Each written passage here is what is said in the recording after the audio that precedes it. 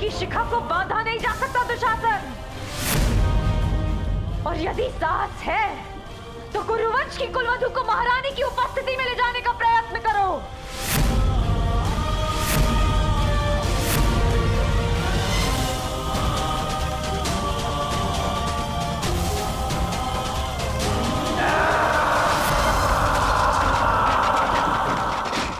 धृतराष्ट्र, अब भी समय है। पुत्र मोह में इतने भी अंधे मत हो जाओ। इस अनर्थ को रोक लो।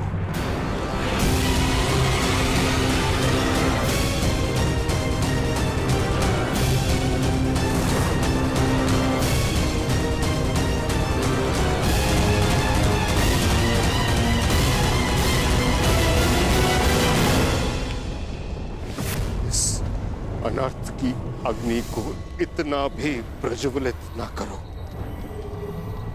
कि समूह कुरुवंश इसमें स्वाहा हो जाए।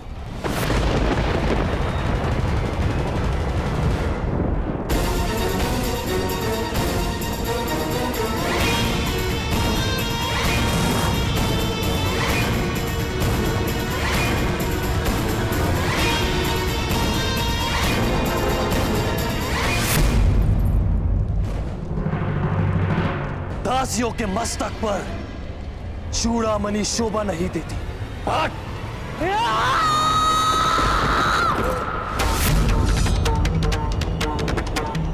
परंतु वीरांगना के हाथ में खड्ग अवश्य शोभा देता है। दुष्ट दुशासन!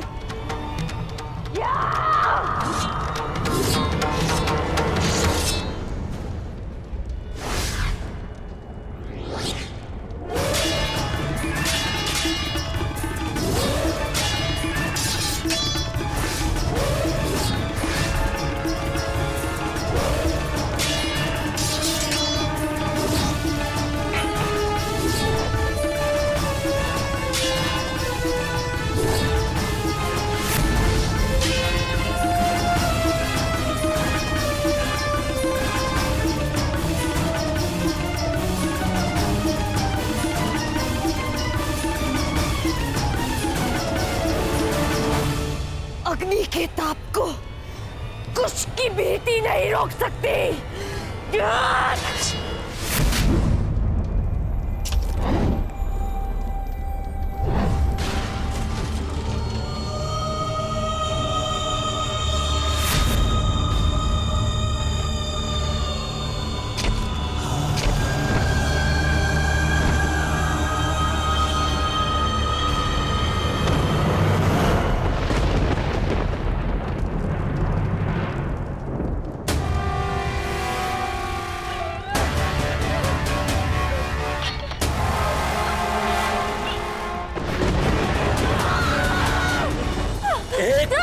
तुझे क्यों समझ में नहीं आती दासी कि तेरा प्रतिकार जितना बढ़ेगा तेरे अपमान की पीड़ा उतनी ही बढ़ेगी।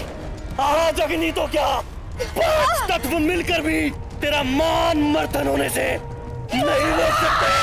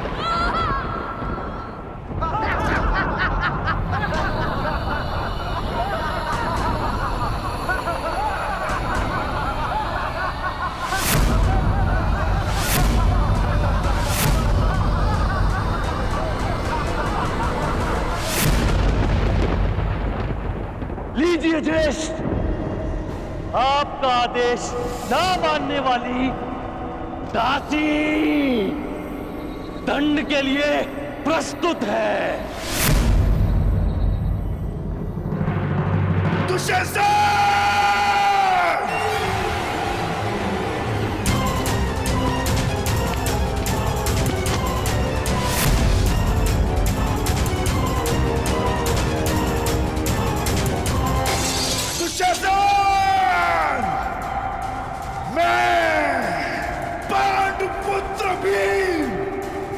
प्रतिज्ञा लेता हूं कि जिन हाथों से तुमने द्रौपदी को स्पर्श किया है, मैं उन्हीं हाथों को धड़ से उखाड़कर फेंक दूंगा।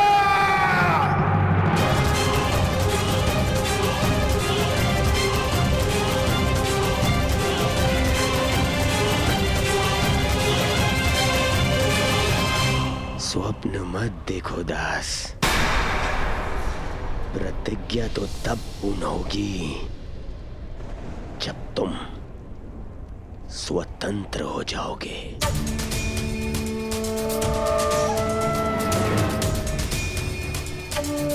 अनुज दुशासन, जब गर्व टूटता है, जब अभिमान चकनाचूर हो जाता है, तब सबसे पहले मुख काला हो जाता है। अग्नि सूता होने का गर्व टूटा है इस याज्ञ सैनी का।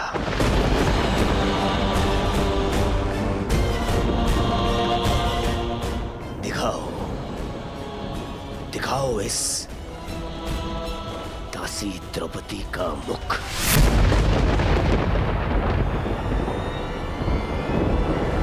मैं दासी नहीं हूं, मूर्ख दुर्योधन।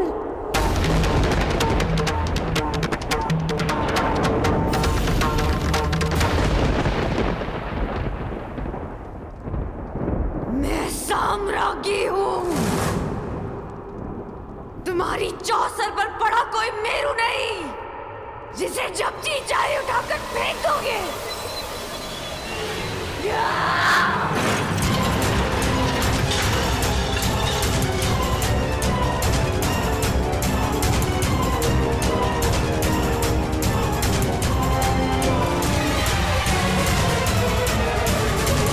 हस्तिनापुर की राज्यसभा में ये किस प्रकार का व्यवहार हो रहा है महाराज?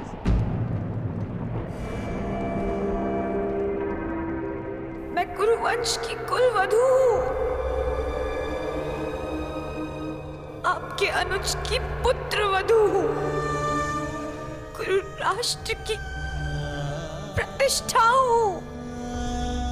हस्तिनापुर की लक्ष्मी बनकर मैंने इस नगर में प्रवेश किया था महाराज, और आज मुझे यहाँ इस प्रकार इस सभा में लाया जा रहा है। क्यों महाराज? क्या ये भी गुरुवंश की कोई रीति है?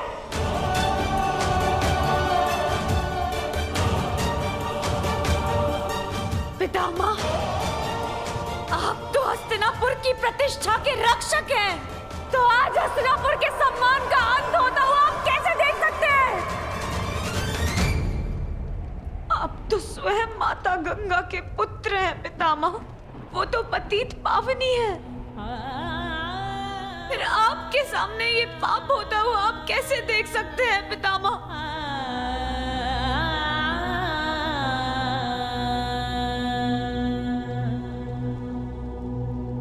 गुरुद्रोण, क्यों हो रहा है मेरे साथ ऐसा व्यवहार?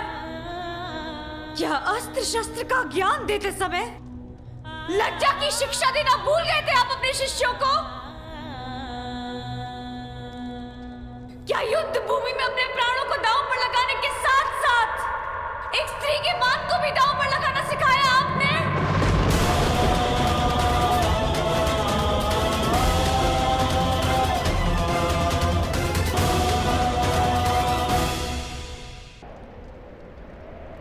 आप तो नीति के महान ज्ञाता है काका श्री विदुर,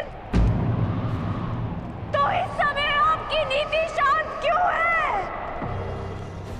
महाराज से तो विधाता ने देखने की क्षमता छीन ली,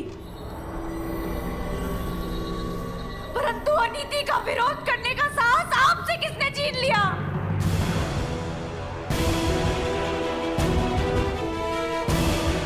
अपनी मन की आंखों से देखिए महाराज, आपके पुत्र किस प्रकार मर्यादा भंग कर रहे हैं। आप मौन कैसे बैठ सकते हैं? एक दासी को सदा अपने स्वामी के आदेश का पालन करना चाहिए पांचाली,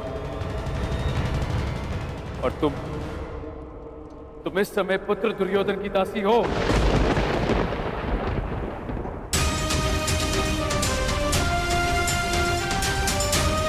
मैं कैसे दासी हो गई? किस प्रकार दासी बन गई मैं? अभी तक धर्मराज युधिष्ठिर ने मेरे प्रश्न का उत्तर दिया ही नहीं। जब वो द्यूत में स्वयं को हार चुके थे, तो उन्हें मुझे हारने का अधिकार किसने दिया?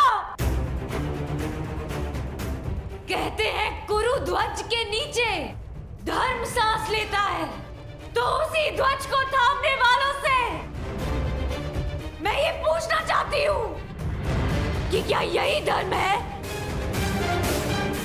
कि जुए में हारा हुआ जुआरी अपनी पत्नी को भी हार जाए? क्या यही धर्म है?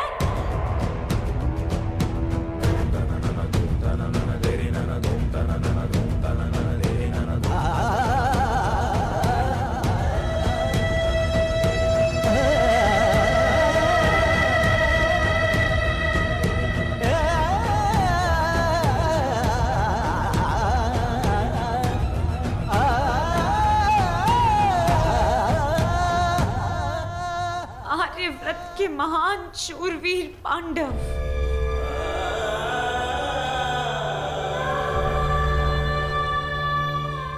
आप सब मुझे कैसे हार गए? अपनी पत्नी को कैसे हार गए?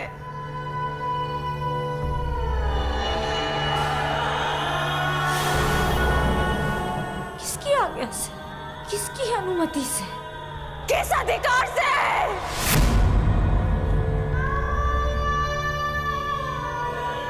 मैं आप पांचों में से किसी एक की नहीं, आप पांचों की पत्नी हूं। इसीलिए आप सभी के अर्धांग पर मेरा अधिकार है, और ये अधिकार किसी भाई के अधिकार से कहीं अधिक है। माना कि आप पांचों भाई हैं,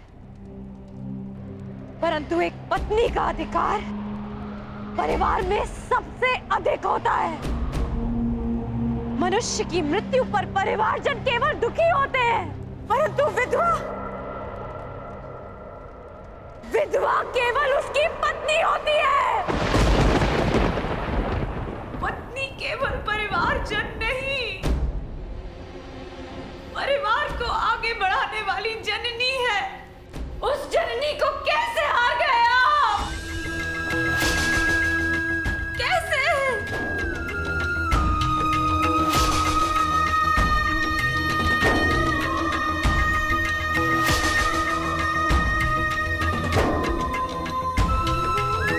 क्या धर्मराज युधिष्ठिर ने आप चारों अनुजों से मुझे दांव पर लगाने की अनुमति ली थी? क्या आप चारों कनिष्ठों ने अनुमति दी थी?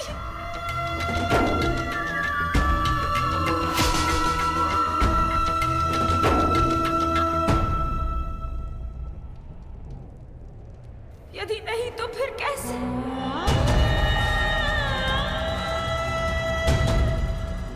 तो फिर कैसे मुझे दांव पर लगाया गया? कैसे मैं दासी बन गई? क्या धर्मराज के धर्म का भाला अपनी धार खो चुका था? क्या महाबली वृकोदर भीम की गदा इतनी भारी हो गई थी कि उनसे उठी नहीं? क्या महाधनुर्धार अर्जुन अपना गांडीव चलाना भूल गए थे? क्या नकुल और सहदेव खड़ग उठाने में समर्थ नहीं थे?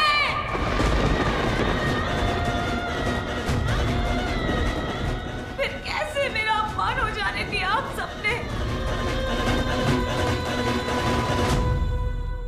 इस सभा में उपस्थित प्रत्येक मनुष्य से मेरा प्रश्न करने का अधिकार है, परंतु मैं केवल आप सबसे यह प्रश्न करना चाहती हूँ कि जिसके साथ अग्नि को साक्षी मानकर सप्तपदी लिए, क्या उस स्त्री को एक वस्तु समझ लिया आप सबने?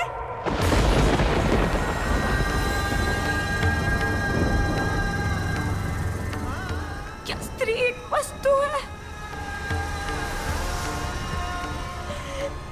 कि जब जी चाहा दांव पर लगाया और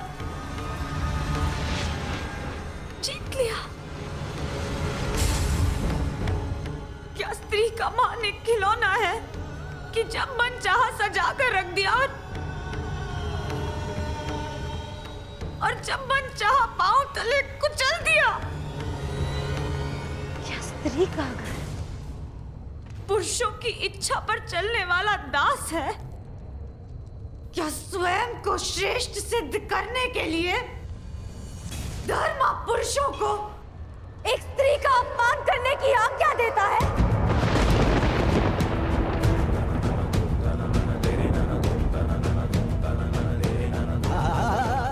या धर्म स्वयं ही एक स्त्री के अपमान का कारण है?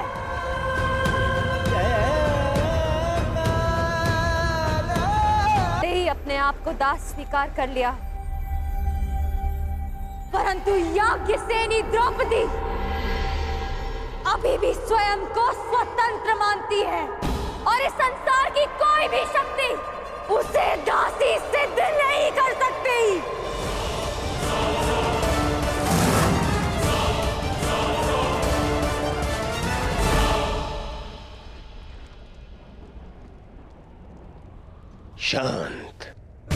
शांत हो जाओ द्रौपदी।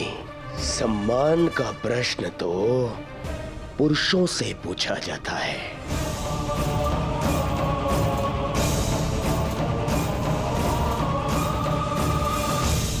ये पांचों के पांचों नपुंसक है, नपुंसक।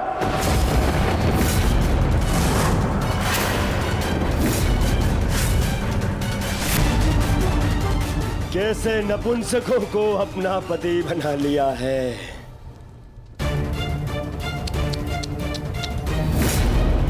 मुझे बहुत बुरा लग रहा है। एक काम करता हूं, मैं तुम्हें भी एक अवसर देता हूं। एक अवसर अपना सम्मान बचाने का।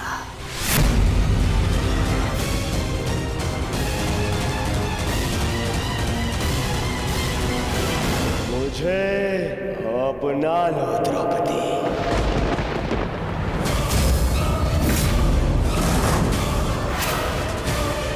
मुझसे संबंध बनाओ तो मैं वचन देता हूं, मैं तुम्हारी सुरक्षा करूंगा। मुझसे संबंध बना लिया तो ना तो कोई तुम्हारे ऊपर आंख उठाकर देखेगा और ना ही मुख उठाकर कोई दासी कहेगा।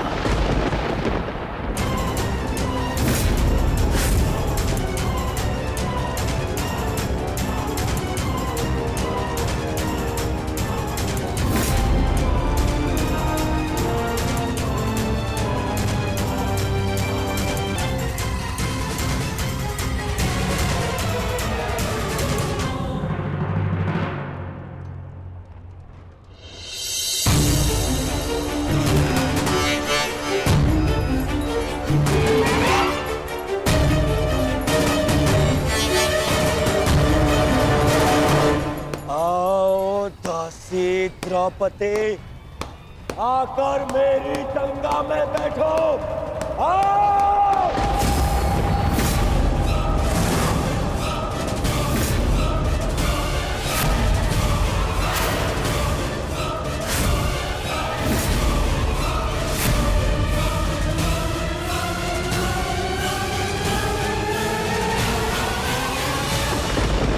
दासी द्रौपदी, आकर मेरी गंगा में बैठो। आओ!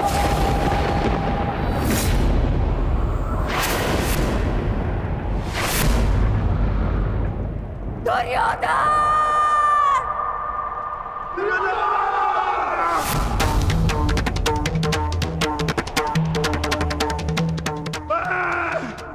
पांडुपुत्र भीम, यह प्रतिज्ञा लेता हूं कि मैं तुम्हें ऐसी मृत्यु दूंगा कि संपूर्ण भूमि सदियों तक कांप उठेगी। मैं तुम्हारी यही जंगल तोड़कर तुम्हारा प्राण ले लूंगा दुर्योधन। ये मेरा प्राण है, ये मेरा प्राण है, ये मेरा प्राण है।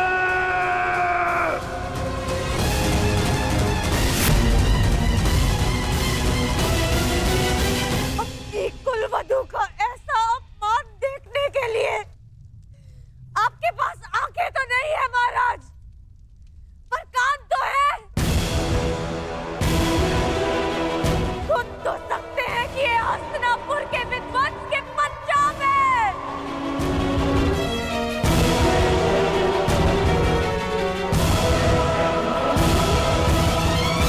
इस समय मैं कुछ नहीं कर सकता पांचाली। तुम दुर्योधन की दासी हो और तुम्हें उसकी आज्ञा का पालन करना होगा।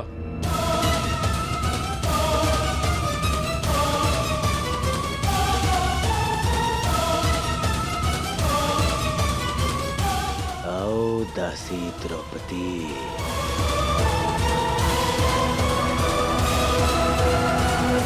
अपने स्वामी की आज्ञा का पालन करो। आओ। मैं यज्ञ की अग्नि से जन्मी यज्ञ सेनी हूं दुर्योधन, और अग्नि की ताप को बांधा नहीं जा सकता।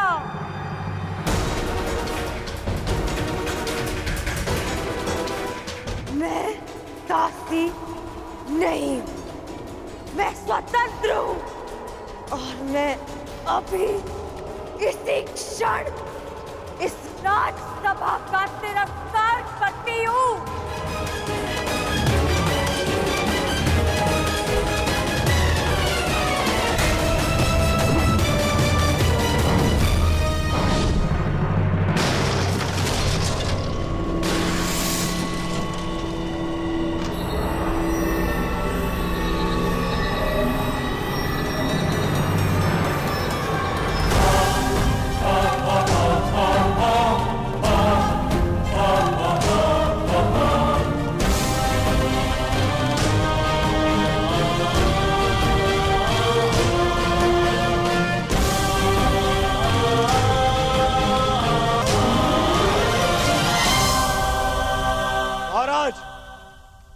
दासी आपका और मेरा अपमान करके इस सभा से जा रही है।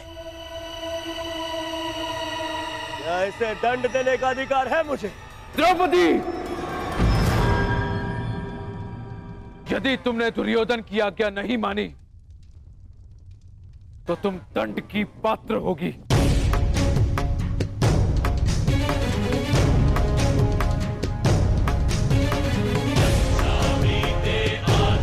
अब भी मुझ पे यज्ञ की अग्नि का अधिकार,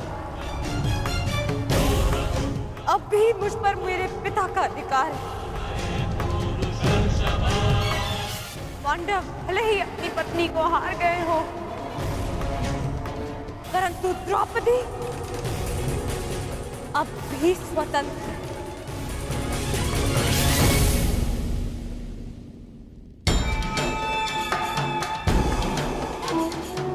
जब तक मन से स्वतंत्रता का मान नहीं जाता, तब तक दासत्व का भान नहीं होता।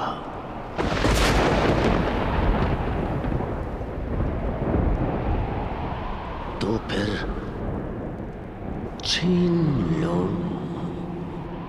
आन इसका।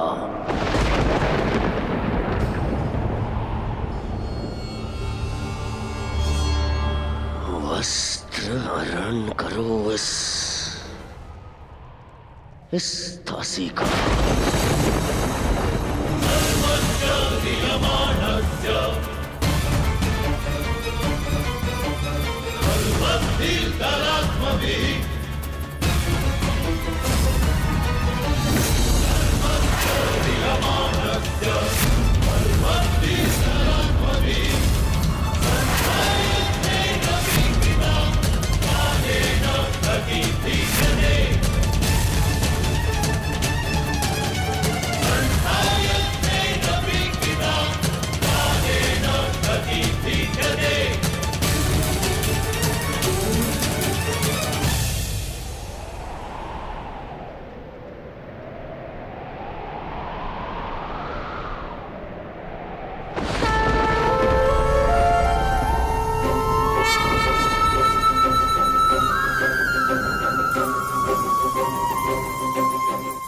असंभव!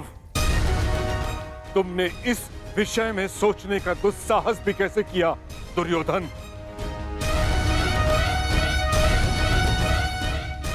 जब मनुष्य पर नाश चाहता है, पहले उसका विवेक हार जाता है दुर्योधन। अपने विनाश को आमंत्रण मत दो।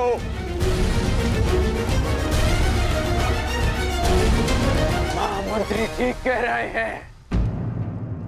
ऐसा अनर्थ मत करो, मत करो।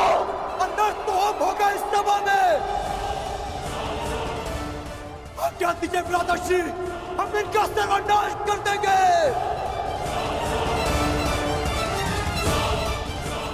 हाँ ज्येष्ठ, गुरुकुल में हुए इस पाप का कलंक मैं अभी यही कौरवों के रक्त से धोऊंगा।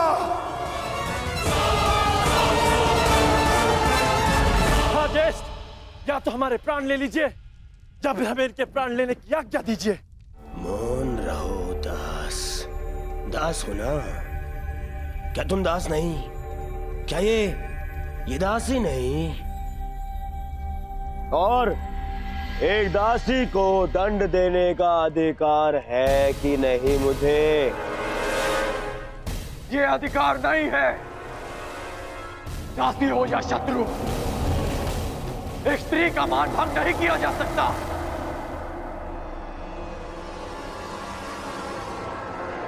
और वो एक कुलवधू है।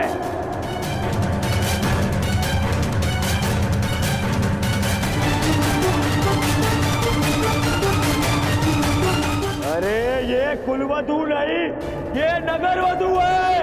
नगरवधू है कौन?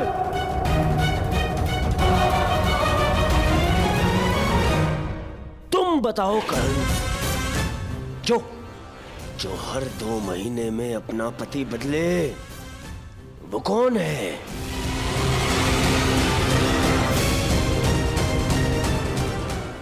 जो स्त्री 5-5 के साथ शयन करे,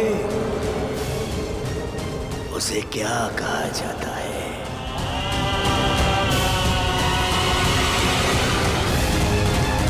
बताओ कर्ण। शब्दकोश में 5-5 पुरुषों के साथ में संसर्ग करने वाली स्त्री को क्या कहते हैं?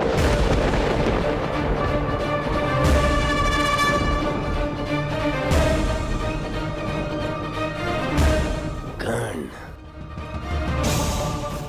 तुम्हें अपने गुरु परशुराम की सौगंध, मेरी मित्रता की सौगंध है कर्ण। तुम्हें बोलना होगा। तुम्हें सौगंध है कर्ण। बोलो, क्या शब्द है ऐसी स्त्री के लिए? बोलो कर्ण, सौगंध है तुम्हें, बोलना होगा तुम्हें। सौगंध है, बोलो। वेश्या कहते हैं, वेश्या कहते हैं, वेश्या कहते हैं।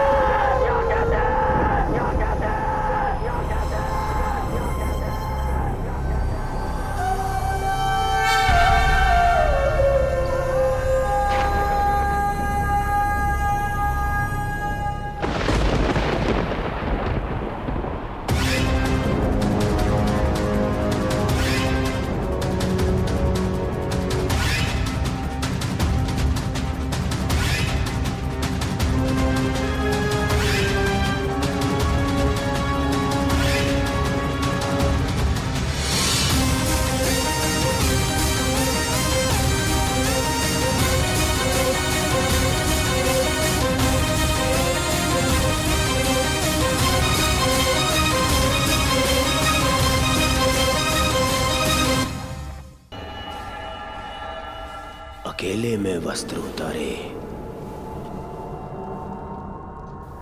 या सबके सामने, कोई अंतर नहीं। उससे उसका मान भंग नहीं होता, अपितु दर्शकों को आनंद मिलता है। दुर्योधन, इसे क्षण बंद करो ये सब। अपने विनाश को आमंत्रण मत दो दुर्योधन।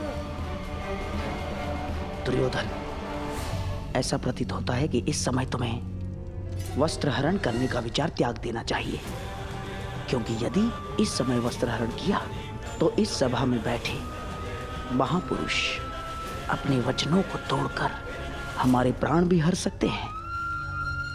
इस दासी के वस्त्र हरण से पूर्व तुम्हें इन वीरों का शस्त्र हरण कर लेना चाहिए। ठीक है मामाश्री।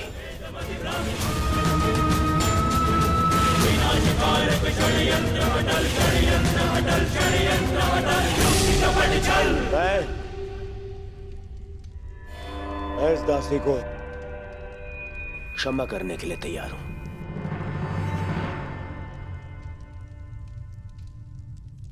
परंतु एक स्थिति में कि यहां बैठे सभी स्वतंत्र वीर मेरे समक्ष अपनी सेवा स्वीकार करेंगे।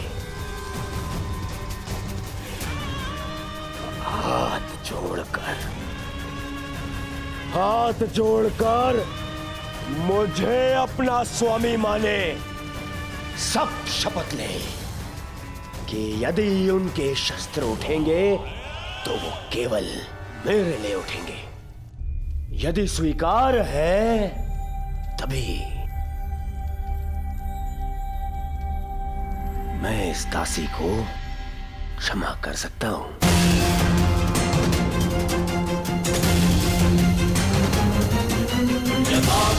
मुझे स्वीकार है कि हमारे शस्त्र केवल तुम्हारे लिए ही उठेंगे। हम शपथ लेते हैं, हम तुम्हारा पक्ष और सेवा कभी नहीं छोड़ेंगे। बधाई हो! दासी द्रौपदी को मेरे होने वाले सम्राट दुर्योधन ने क्षमा कर दिया, परंतु केवल एक अपराध के लिए। दुर्योधन, अगले अपराध पर तुम इसके साथ कुछ भी कर सकते हो, कोई कुछ नहीं कह पाएगा। दासी द्रौपदी को और एक अपराध के लिए उकसाओ दुर्योधन, उकसाओ, ताकि मेरी प्रतिज्ञा और तुम्हारा प्रतिशोध दोनों पूर्ण हो जाए, हैं?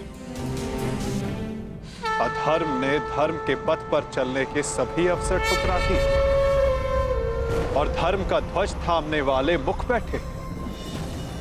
सृष्टि को अधर्मियों के पाप ने इतनी हानि नहीं पहुंचाई जितना धर्मियों के मौन ने। ये मौन सब कुछ विध्वंस कर देगा।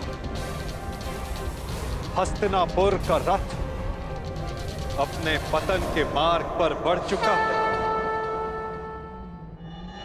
जा दासी, तुझे क्षमा किया, परंतु तुझे मेरी सेवा में प्रस्तुत रहना होगा। सम्राट हूं मैं, हाँ? नपुंसक दासपतियों से जी भर जाए तो चले आना मेरे पास। ये तुम्हारे सर पे तुम्हारा मुकुट नहीं, तुम्हारा काल नाच रहा है।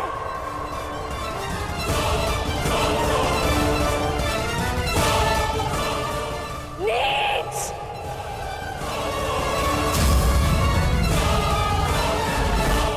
एक बार क्षमा करने के पश्चात भी इस दासी ने वो दंडता दिखाई है। अब मैं इसे क्षमा नहीं कर सकता। इस दासी का घमंड हरना होगा। आगे बढ़ो दुशासन और वस्त्र हरण करो इस दासी द्रौपदी का।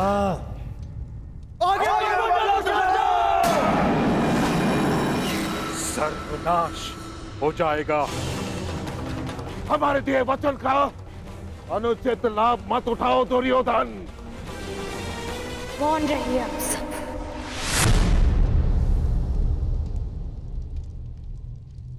क्योंकि आप सब में से किसी में वो क्षमता ही नहीं है। अरे बंधे रहिए अपने अपने धर्म के खूंटे से। वो कैसा धर्म जो आपकी शक्ति को आपकी निर्बलता बना दे। मुझे ऐसे धर्म से अपना मान बचाने की कोई आशा नहीं। जिन्हें बड़ा माना वो सब तो अपने अपने धर्म से बंधे। जिन्हें पति स्वीकार किया खुदास बन गए। आप सब मेरा रक्षण नहीं कर पाएंगे। अब मेरी सहायता वो ही करेगा जो सबसे बड़ा है और ये सारा संसार जिसका दास है।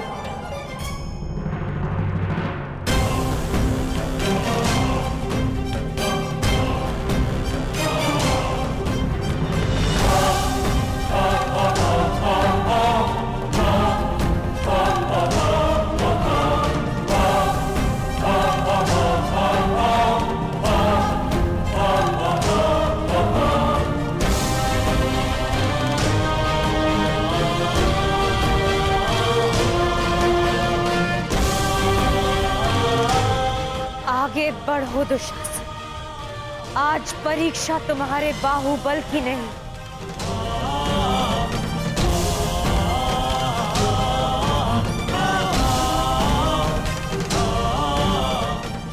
मेरी आस्था की है। और मुझे विश्वास है कि आज सभा में बैठे सभी नग्नों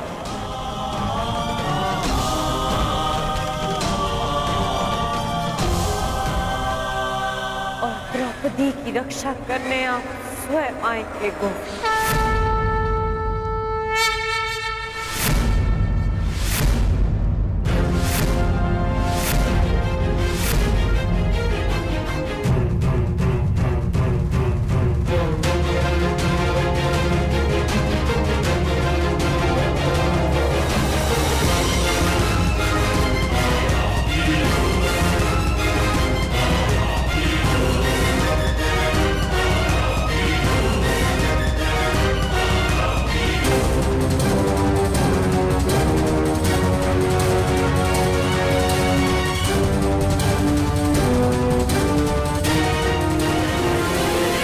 गोविंद।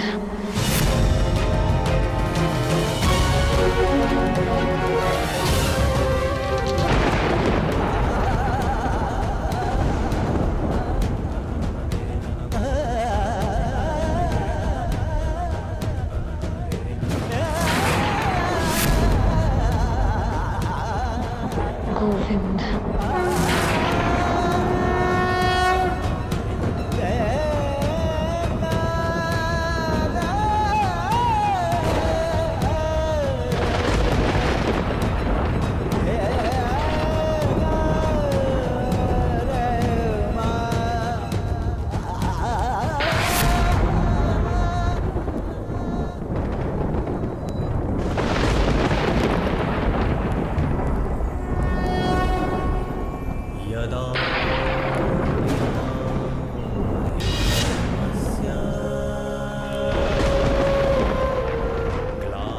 इस चीर के हर धागे का ऋण 100 गुना करके चुकाएगा तुम्हारा ये सखा। अभ्युत्थानम् अधर्मस्य तदात्मानं सृजाम्यहम्।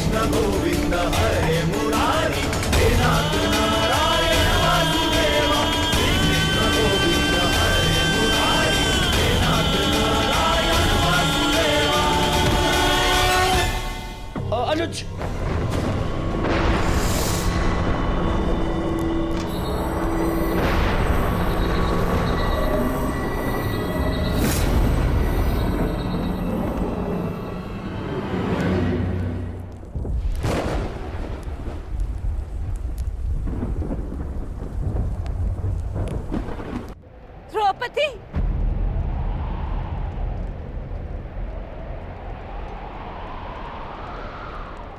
पुत्री द्रौपदी,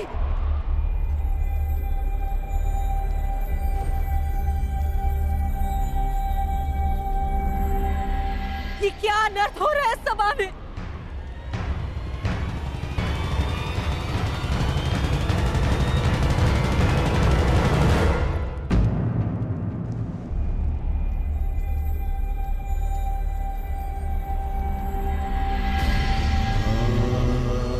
मेरे निकट मत आइएगा माताश्री, मैं मलिन हूं। नहीं नहीं पुत्री, मेरी पुत्र वधु मलिन नहीं हो सकती। मैं आपकी पुत्र वधु नहीं, ना ही कुरुवंश की कुलवधु।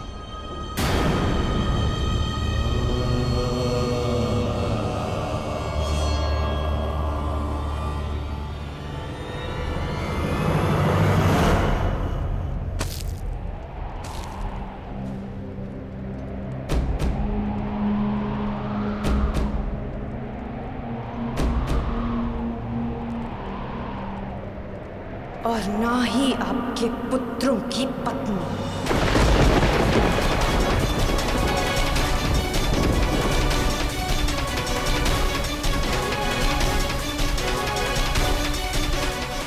मैं एक जीता जागता शव हूं, शव।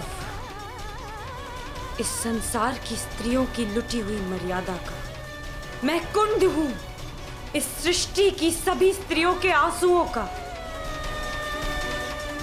आज मैं अग्नि नहीं, आज मैं अग्नि सुता नहीं, स्वयं अग्नि हूं।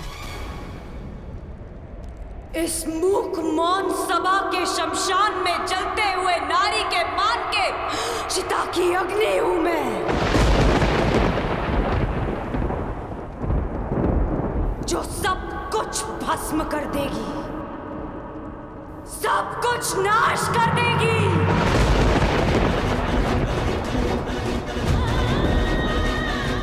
मैं जीव नहीं, साक्षात मृत्यु हूं, केवल मृत्यु। इस सभा में उपस्थित प्रत्येक अधर्मी की केवल मृत्यु।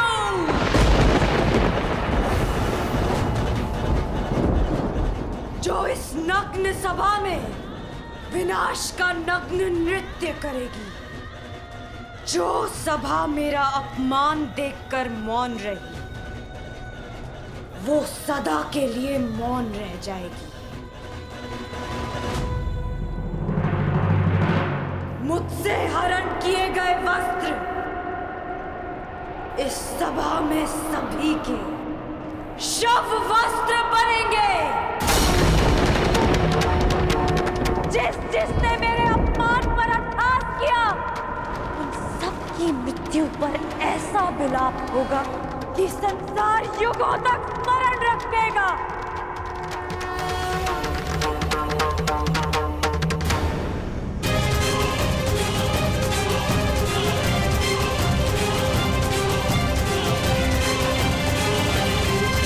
याज्ञसेनी, श्राप देती हूँ इस सभा को। नहीं पुत्री, इन्हें श्राप मत दो। अपनी ज्येष्ठ माता की बात सुन लो। क्यों सुनूं मैं किसी की? क्यों? जब मेरी चीत्कार किसी ने नहीं सुनी तो फिर क्यों? क्षमा कर दो पुत्री। मेरा श्राप ही क्षमा है महारानी, क्योंकि यदि दंड दिया तो इसी जीवन के प्रत्येक क्षण में नर्क का अनुभव होगा इन्हें।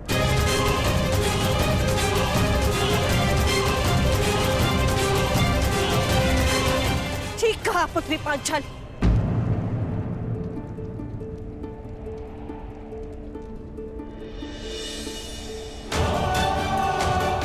इन सबको जीवन के हर पल नर्क का अनुभव होना चाहिए।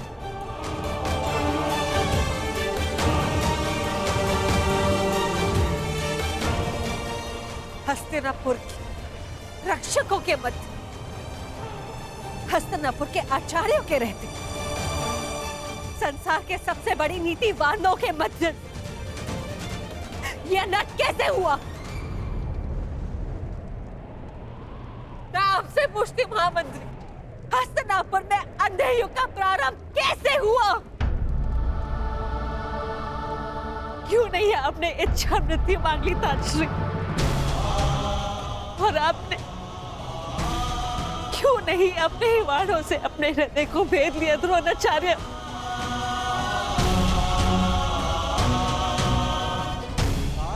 आज तुम्हारे मौन रहने के कारण देवताओं पर से विश्वास उठ चुका है मेरा। कैसे होने दिया ये अपना? कैसे बन गए इनके दास? कैसे? मैं द्वारका से कृष्ण की नारायणी सेना लेकर आऊंगी और बलराम के बल से विनाश कर दूंगी इसका।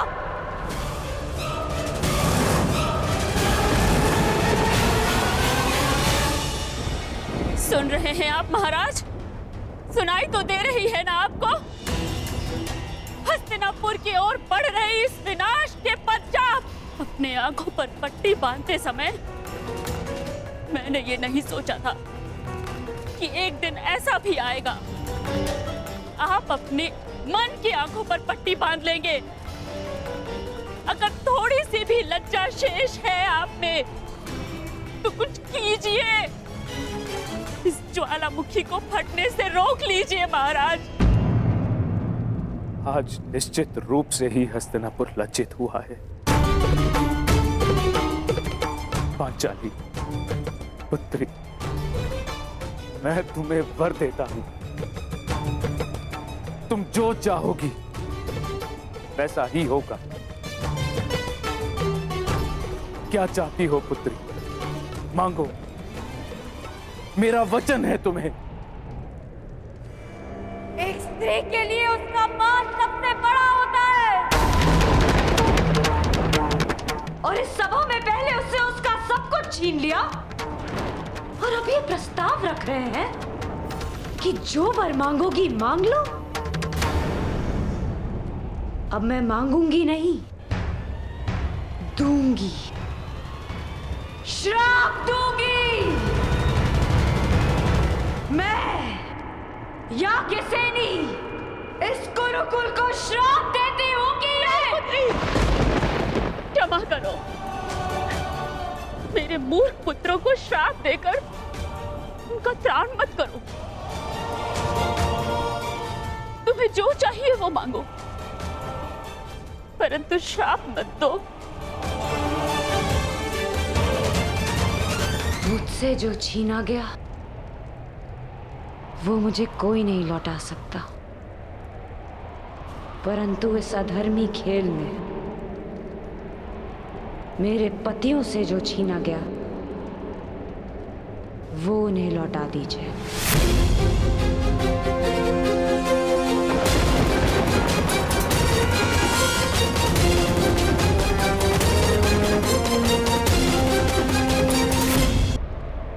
उनसे उनका बल छीना गया, शस्त्र छीने गए, उनका राज्य छीना गया। उन्हें उनका बल, उनका मान, उनके शस्त्र और उनका हारा हुआ राज्य लौटा दीजिए।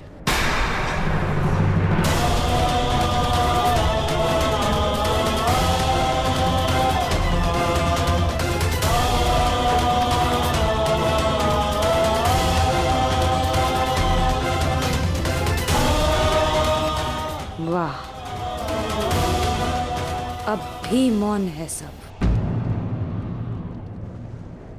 और आप कह रहे थे दिया, जो तुमने मांगा दिया। पांडवों का राज्य, संपत्ति, शस्त्र और बल मैं सब लौटाता हूं।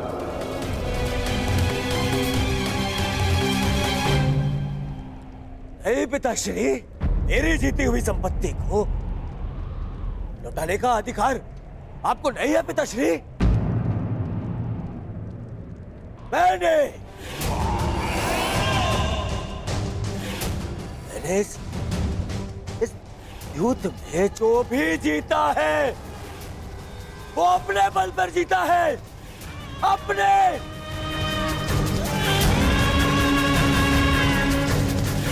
बिना छल के जीता है, बिना युधिष्ठिर को विवश किए जीता है, बिना धर्म किए जीता है। फिर क्यों मैं इसे लौटा दूं? क्यों? आप बताइए महामंत्री, पितामह आप बताइए, आप सब बताइए, क्या इस युद्ध में कोई भी अधर्म हुआ है? कोई भी?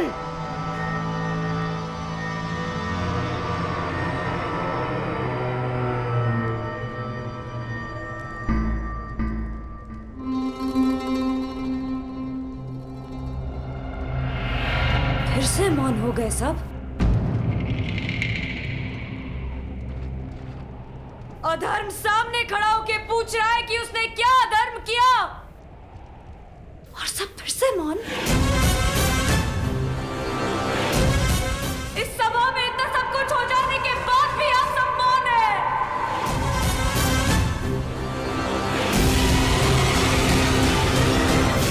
रहिए मौन सब, रहिए मौन। परंतु इस अधर्मी दुर्योधन को उसके कुकर्मों का दंड अवश्य मिलेगा, और उससे पहले इस सभा में उपस्थित वो हर व्यक्ति जिसने मौन रहकर ये अधर्म होते हुए देखा, उन्हें उनके मौन रहने का दंड मिलेगा।